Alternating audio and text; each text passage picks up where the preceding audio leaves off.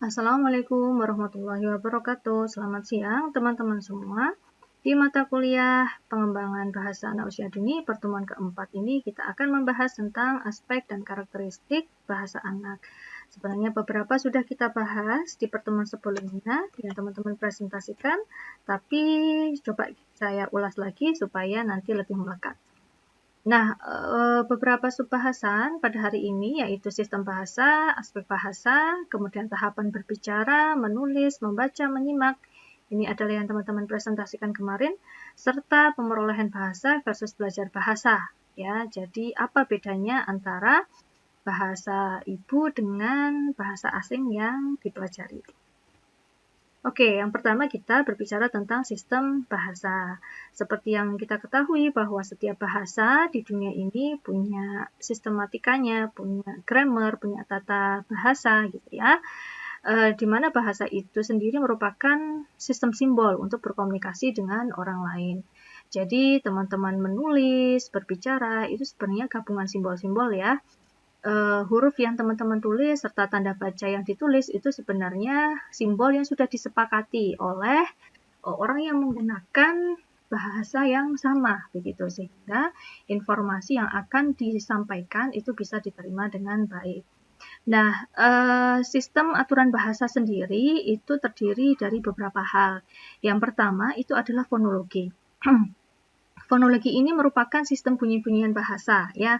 Jadi terkait beda bahasa, beda bunyi, beda kombinasi, kemudian beda bunyi untuk merangkai kata. Jadi misalnya N ketemu G itu dibaca eng gitu ya. Dalam bahasa Indonesia misalnya menangis. Tuh. Kemudian N ketemu Y dibaca gitu ya, miliknya gitu. Nah, mungkin di beberapa bahasa lain aturannya berbeda. Kemudian morfologi itu berkenaan dengan ketentuan-ketentuan pengombinasian morfem. Nah, morfologi atau morfem ya, morfem ini rangkaian bunyi-bunyian terkecil yang memberi makna pada apa yang diucapkan didengarkan individu. Morfem sendiri punya dua ya, morfem bebas dan morfem terikat. Kalau morfem bebas itu contohnya misalnya anak-anak gitu ya. Jadi itu kombinasi dari dua morfem, anak dan anak.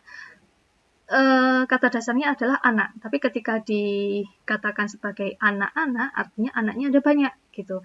Kalau ada bahasa Inggris itu misalnya tigers. Tigers itu misal terdiri dari tiger plus s. Ya, jadi kalau satu tiger, tapi kalau tambahi s itu menjadi maknanya jadi banyak. Yang kedua, morfem terikat. Morfem terikat itu bermakna jika bergabung dengan morfem bebas dan tidak bermakna jika berdiri sendiri. Kemudian selanjutnya ada sintaksis. Sintaksis itu mencakup cara kata-kata dikombinasikan untuk membentuk ungkapan dan kalimat yang diterima. Jadi misalnya ketika anak muasi sintaksis itu mereka belajar menyusun kalimat tanya, kalimat perintah, kalimat berita gitu ya. Kemudian semantik ini mengacu pada makna kata dan kalimat. Jadi anak bisa mempelajari makna dan memperoleh kosakata dari kalimat yang diucapkan maupun yang didengar. Kemudian pragmatik ini terkait dengan kemampuan untuk melibatkan diri dalam percakapan yang sesuai dengan maksud dan keinginan, atau bisa berkomunikasi dengan pendengar sesuai dengan konteks atau kejadian yang dialami. Oke.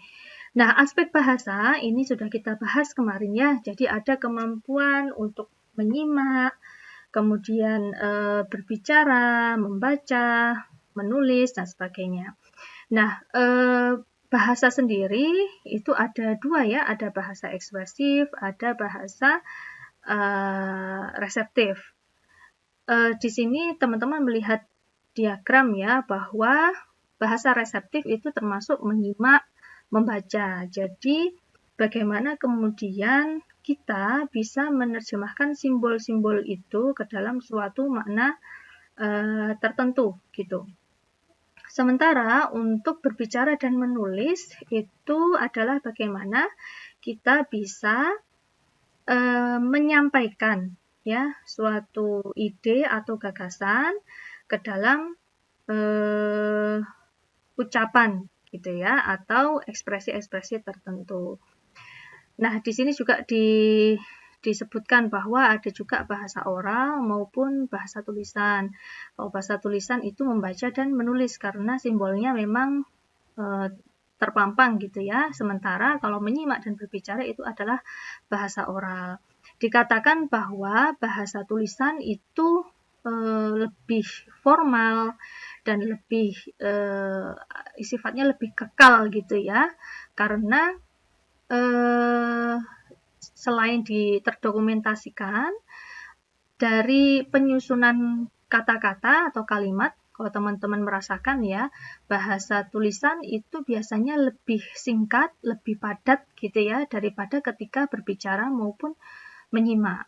Kalau berbicara dan menyimak, terkadang ketika menyampaikan ide, itu kita datang ide yang lain ya, sehingga belum sempat selesai menyampaikan kalimat tentang ide yang sebelumnya, itu sudah disambung dengan ide yang lain. Ya, jadi kalimatnya jadi panjang sekali. Begitu. Nah, ini adalah aspek-aspek yang terdapat dalam bahasa dan akan kita lihat kemampuan anak terkait dengan aspek bahasa berikut ini. Untuk tahapan berbicara, kemarin teman-teman dari presenter sepertinya juga sudah menyampaikan ya, usia 2-3 tahun itu ada beberapa kemampuan yang dimiliki. Di antaranya mereka sudah mampu menggabungkan kata jadi kalimat pendek untuk bertanya ataupun berbicara.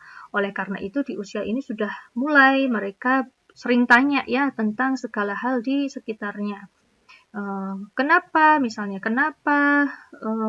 kucing kalau makan dari tanah nggak sakit perut misalnya ya, atau ayam kenapa suka makan cacing padahal seperti itu bentuknya. Nah, ada banyak pertanyaan yang dilontarkan oleh anak-anak di usia ini. Kemudian untuk respon bahasa nonverbalnya, mereka sudah bisa menggeleng, mengangguk, menampilkan ekspresi senang, sedih, takut, marah, itu sudah mampu. Kemudian di usia 3-4 tahun, mereka mulai bisa bercerita pengalaman harian. Ya, jadi hari itu mereka pergi kemana, melihat apa yang dialami selama liburan misalnya. Kemudian cara berbicaranya semakin jelas dan semakin dipahami, meskipun ada beberapa kata ya yang mungkin kosakatanya masih belum tepat ya, jadi dari pengucapannya masih salah atau terbalik. Kemudian kalimatnya juga sudah mulai lengkap, lalu kalimatnya sudah tidak diulang-ulang. Jadi kalau misalnya anak 2-3 tahun masih aku tuh kemarin ke itu loh, kemarin. Nah, seperti itu ya. Tapi kalau anak usia 3-4 tahun itu sudah tidak mengulang-ulang lagi ya kalimatnya. Kemudian usia sampai 4-5 tahun itu semakin jelas kata-katanya dan sudah semakin dipahami orang lain ya, dan sangat memungkinkan mereka sudah bisa juga berkomunikasi dengan orang-orang dewasa. Kemudian semakin rinci ya, kalau dalam bahasa itu mungkin sudah ada SPOK-nya gitu, sudah lengkap kalimatnya. Seperti saya mau baca buku cerita atau saya mau pinjam buku ke perpustakaan, itu sudah bisa dia mengatakan seperti itu. Kemudian urutan dalam bercerita itu juga sudah mulai runtut ya, jadi dia bisa menceritakan kronologi kejadian suatu peristiwa. Walaupun dalam melafadzkan kata mungkin ada yang masih belum bisa mengucapkan R, itu masih sesuatu yang wajar. Nah, tahapan menulis ini ada scribble stage ya, mencoret, membuat goresan yang tidak berarti, asalkan dia bisa pegang pensil dia sudah mulai coret-coret itu ya. Kemudian linear repetitive stage atau pengulangan linear, jadi membuat garis lurus gitu ya. Membuat garis, entah itu garis lurus atau lingkaran biasanya ya. Kemudian tahap menulis random atau random letter stage. Jadi menulis apapun yang dia kenal, simbol-simbol yang dia kenal. Kalau misalnya dia kenal dengan namanya sendiri gitu ya, mungkin dia akan menuliskan secara acak gitu ya. Misalnya A, S, kemudian T, dan sebagainya. Ya, apapun simbol yang dia kenal. Kemudian letter name writing atau tahap menulis nama. Nah, ini dia mulai hafal ya dan mengenal huruf-huruf apa saja yang dipakai untuk menyusun namanya begitu. Kalau misalnya dia juga diperkenalkan dengan nama ibu ayahnya, ya dia juga sudah bisa menuliskan nama-nama tersebut. Di tahap membaca, ini ada 5 proses yang dialami. Yang pertama adalah tahap fantasi. Tahap fantasi itu anak melihat, ya, membalik lembaran dan membawa buku. Jadi dia senang melihat gambar-gambar yang ada di buku. Kemudian yang selanjutnya adalah pembentukan konsep diri. Nah, di sini dia baca buku ya. Kemudian dia coba bikin cerita sendiri, karangannya sendiri sesuai dengan gambar yang dia lihat gitu. Jadi teman-teman juga mungkin pernah mengamati ya, ada anak baca buku cerita, ceritanya dia bikin sendiri gitu. Kemudian membaca gambar atau tumbuh kesadaran akan tulisan dalam buku atau mengenal abjad. Jadi dia sudah tahu beberapa penggabungan huruf ya menjadi suku kata tertentu. Misalnya kalau dia baru bisa menggabungkan 2 huruf menjadi satu suku kata, misalnya topi, nah dia akan sadar bahwa di situ adalah tulisan topi. Dia sudah bisa mengenali gitu, dan kadang anak surprise sendiri menyadari bahwa dia bisa membaca tulisan tersebut ya. Misalnya namanya Dori, dia membaca Dori gitu, dia terkejut ya dengan kemampuannya sendiri. Setelah itu pengenalan bacaan, tertarik pada bacaan, jadi dia senang ya melihat-lihat buku, dia mulai tertarik dengan ceritanya, alur ceritanya. Kemudian yang terakhir adalah membaca lancar ya, jadi dia sudah bisa membaca berbagai jenis buku, baik yang bergambar maupun yang tidak ada gambarnya. Di tahapan menyimak ini ada 3, yaitu acuity. Yang pertama itu kesadaran akan adanya suara yang diterima, jadi dia masih sebatas tahu ada suara, jadi dia bisa mengalihkan perhatiannya ke suara tersebut. Nah, ini biasanya terjadi di masa-masa bayi ya, di mana stimulasi yang diberikan biasanya memberikan bunyi-bunyian, terus kita lihat respon bayi gimana, menoleh atau enggak ke bunyian tersebut. Kalau misalnya tidak menoleh, nah artinya ada masalah di pendengaran bayi ya, karena dia tidak merespon terhadap suara. Kemudian auditory discrimination, dia mampu membedakan persamaan dan perbedaan suara. Jadi suara ayahnya, suara ibunya, suara mobil, suara kereta, dia sudah tahu ya. Jadi kalau misalnya di jalan terus dengar wi wi wi wi gitu ya, nah artinya dia tahu itu ada bunyi kendaraan lain gitu. Kemudian yang ketiga adalah auding, proses asosiasi antara arti dengan pesan yang diungkapkan. Contohnya tadi misalnya di jalan dengar suara wiwi tadi. Nah,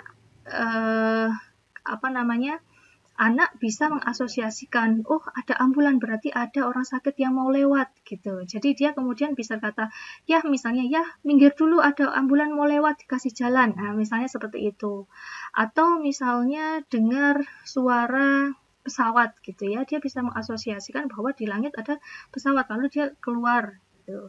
Atau mungkin ada suara sirine pemadam kebakaran, dia bisa mengasosiasikan bahwa sedang ada terjadi kebakaran di suatu tempat, begitu.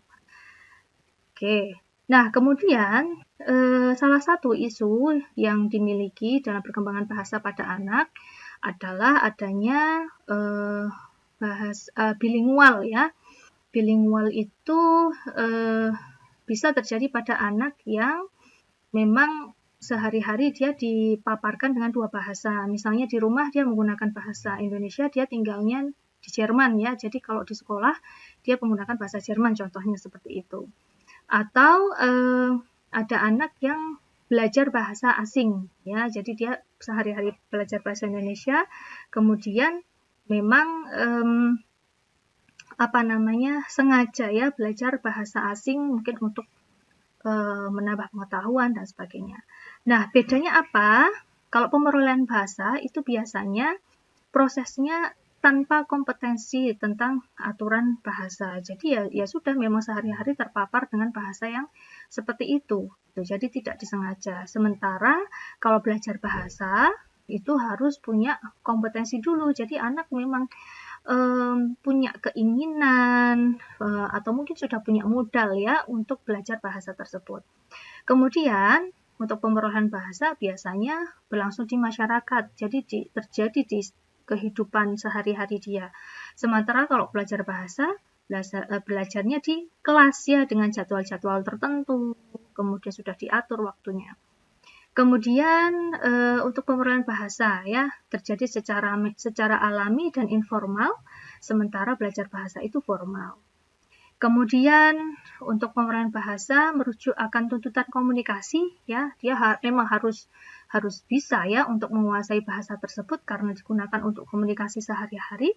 Sementara kalau belajar bahasa biasanya merujuk pada tuntutan edukatif ya. Jadi misalnya supaya anak mempunyai skill tambahan supaya nanti waktu masuk di SD atau di SMP dia punya kemampuan bahasa lain ya, kaitannya dengan pengayaan pengetahuan. Kemudian biasanya pemerolehan bahasa itu didapat karena itu terkait dengan bahasa pertama atau bahasa ibu, atau dia memang tinggal di masyarakat tersebut. Sementara kalau belajar bahasa itu bahasa kedua atau bahasa asing, artinya masyarakat itu mayoritas tidak menggunakan bahasa tersebut atau di daerah tersebut tidak digunakan, tapi dia mempelajari bahasa itu gitu. Oke teman-teman, untuk materi hari ini terkait aspek dan karakteristik bahasa sampai di sini dulu.